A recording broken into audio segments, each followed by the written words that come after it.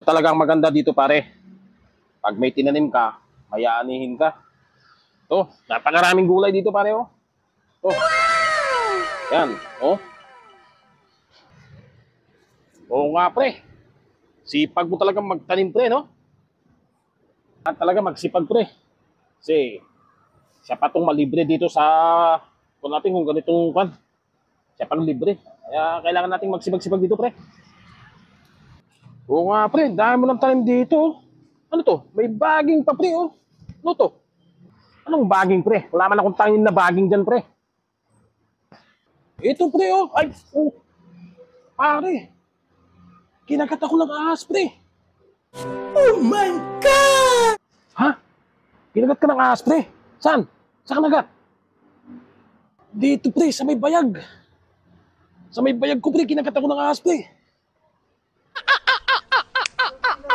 Oh pre, huwag ka magpapanik. Tatawagan ko yung kumpare ko. Magaling dyan yan pre. Alam na alam niyang gagawin dyan. Sandali lang pre, tatawagan ko. Hello pre, problema eh. Nakagat yung kasama ko ng ahas. Ano bang dapat kong gawin pre? Hello pre. Saan ba banda kinagat yan pre? Bayag niya pre, nakagat siya ng ahas. Ano kaya dapat kong gawin pre?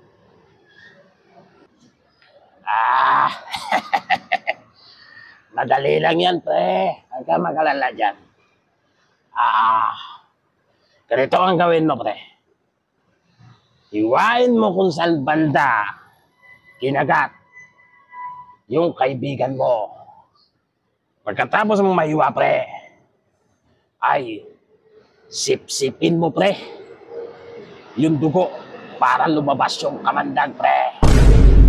Oo pre, ganyan lang gawin mo pre. Ha? Pre, anong sabi ng kaibigan mo pre? Naku pre, wala na daw pag-asa yan pre. Mamamatay ka na daw. Nangihina na ako pre. Ano ba naman yan? Malas na buhay talaga to pre.